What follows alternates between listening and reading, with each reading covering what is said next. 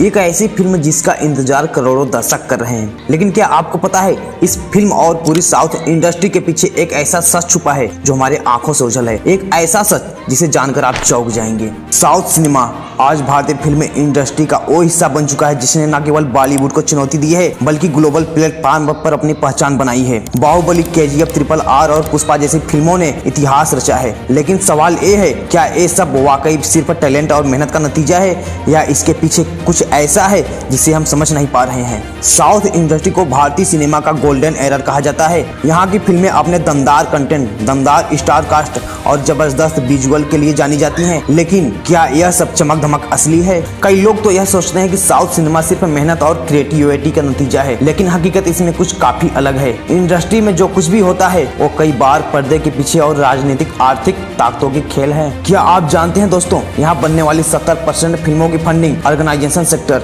यानी काले धन से होती है और कई बार यह पैसा कहाँ से आता है इसका अंदाजा लगाना बहुत मुश्किल हो जाता है। सच तो यह है कि कई प्रोडक्शन हाउस को अंडरवर्ल्ड या शेडी सोर्सेज से पैसा मिलता है। फिल्में कभी कभी पैसा केवल सफेद करने का जरिया बन जाती हैं। साउथ सिनेमा और राजनीति का कनेक्शन बेहद गहरा है। कई बार यह फिल्मों की कहानियों में भी दिखाई देता है, जैसे कि पुष्पा, द राइज जैसी फिल्में जो रेगुलर एंटरटेनमेंट लगती हैं, असल में ये इंडस्ट्री के काले पक्ष को दिखाती हैं। रेड सैंडलवुड की स्मगलिंग ये सिर्फ फिल्म की कहानी नहीं बल्कि यह असलियत है और इसी असलियत को फिल्म के जरिए रोमांटिसाइज कर दिया जाता है। जब हम साउथ सिनेमा के भव्य सेट और स्टार लाइफ स्टाइल देखते हैं तो हमें यह एहसास नहीं होता कि इस चमक धमक के पीछे हजारों लोगों का खून पसीना छुपा हुआ है। क्या आप जानते हैं दोस्तों, साउथ फिल्म इंडस्ट्री के बैकग्राउंड डांसर और टेक्नीशियन को कई बार 18 से 20 घंटे तक काम करना पड़ता है बिना किसी ब्रेक के। इतना ही नहीं, जूनियर कलाकारों के लिए इंडस्ट्री में जगह बनाना किसी जंग से कम नहीं। ये संघर्ष सिर्फ ग्लैमर तक सीमित नहीं बल्कि इसमें कास्टिंग काउच और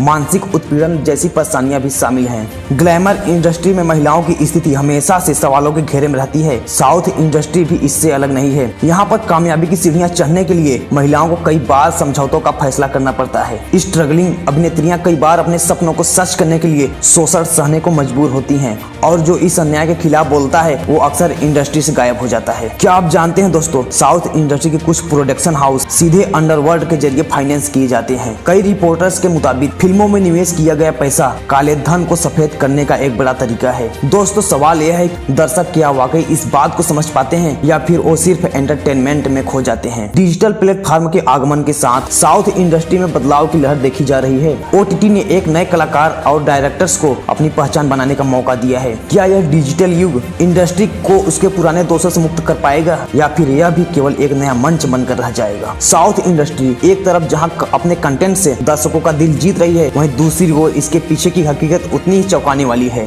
क्या साउथ सिनेमा की चमक धमक सच में इतनी पारदर्शी होती है? क्या दर्शकों का इसका काला सच जानने का अधिकार है? और सबसे बड़ा सवाल, क्या इंडस्ट्री अपने अंधेरे कोने को कभी सुधार पाएगी? तो दोस्तों, यह था साउथ इंडस्ट्री के उन पहलुओं का सच जो अक्सर पर्दे के पीछे छुपा दिया जाता है। अगर यह जानकारी आपको अच्छी लगी तो इसे और ज्यादा शेयर करिए और अपना विचार कमेंट बॉक्स में जरूर बताइए। तब तक के लिए नमस्कार, जय हिंद।